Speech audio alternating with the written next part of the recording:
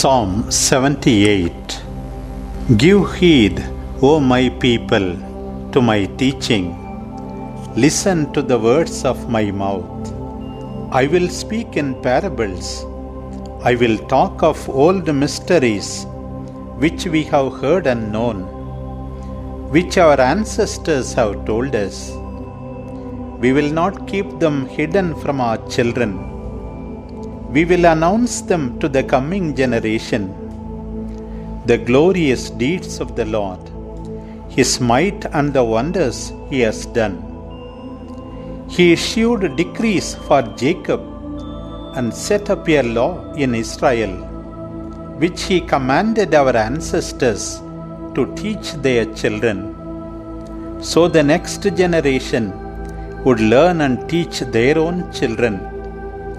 They would then put their trust in God and not forget His deeds and His commands, and not be like their ancestors, stubborn and rebellious people, a people of inconstant heart, whose spirit was fickle. Well armed with bow, the Ephraimites took flight when the time came to do battle. It is because they did not keep God's covenant and refused to live by His law. They forgot the marvels He had done, what their ancestors had seen in the land of Egypt, in the fields of Zoan. He divided the sea and led them across. He made the water stand like a wall. By day He led them with a cloud, and by night with a fiery light. In the desert He split rocks to give them abundant drink.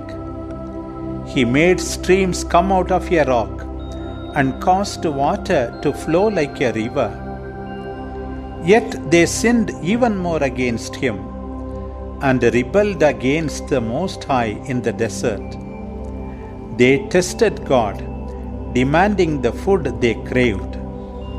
They blasphemed against God, saying, "Can God spread a table in the desert? He made water flow out of the rock.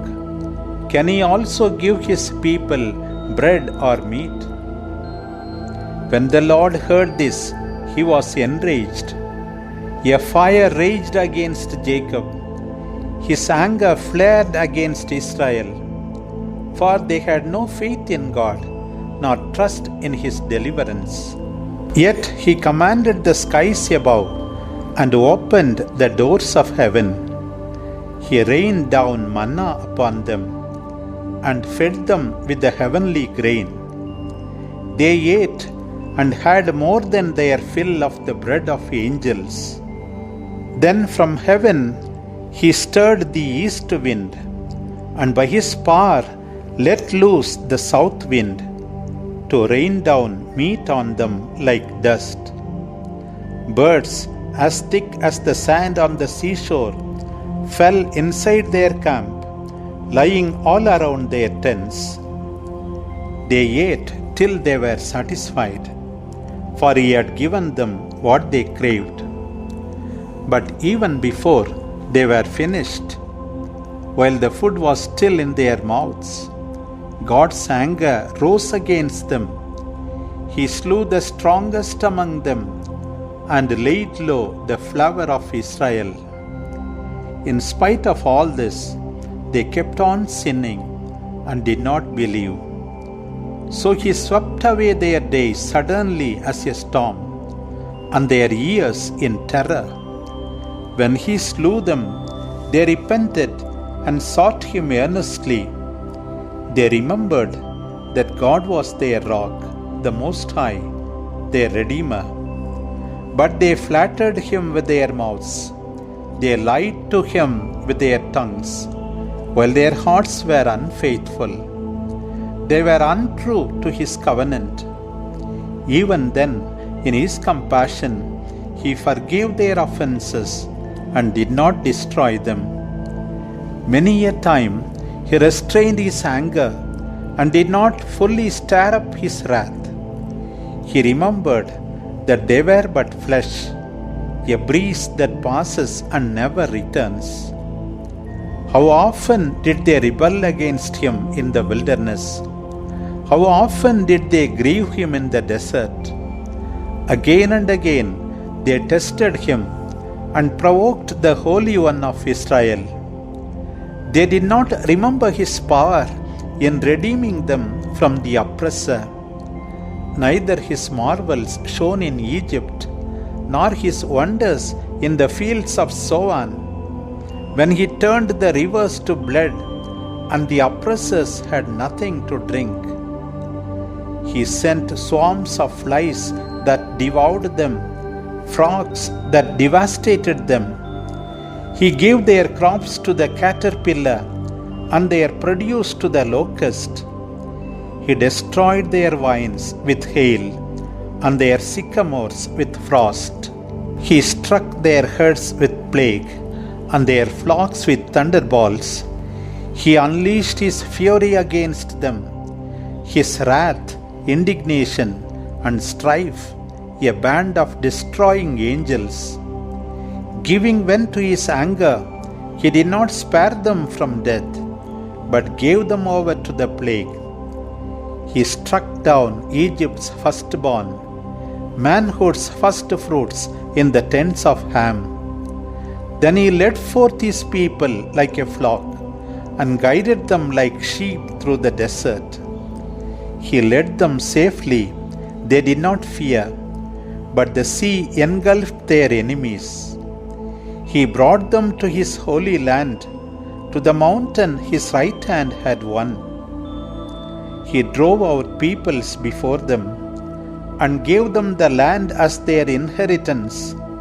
They pitched their tents in it, but they challenged and rebelled against God the Most High, and disobeyed his decrees. They were unfaithful like their ancestors, deceitful and crooked as a twisted bow. They angered him with their high places. They aroused his jealousy with their idols. Filled with wrath, God rejected Israel. He abandoned his dwelling at Shiloh, the tent where he dwelt among humans. He led his glory into captivity, his ark into the hand of the enemy. He gave his people over to the sword. So furious was he at his inheritance. Fire devoured their young men. Their maidens were deprived of wedding songs. As their priests fell by the sword, no lament was heard from their widows. Then the Lord awoke, shouting, as from sleep induced by wine. He struck his enemies on their back, and put them to everlasting shame. He rejected the house of Joseph, and did not choose the tribe of Ephraim, but the tribe of Judah and Zion, his beloved mountain. He built his sanctuary like heaven. Like the earth, he founded forever. He chose David his servant, and took him from the sheepfolds, from tending the sheep and their young. He brought him to shepherd Jacob, the people of Israel, his inheritance. And with upright heart, David pastured them. With skillful hands, he led them.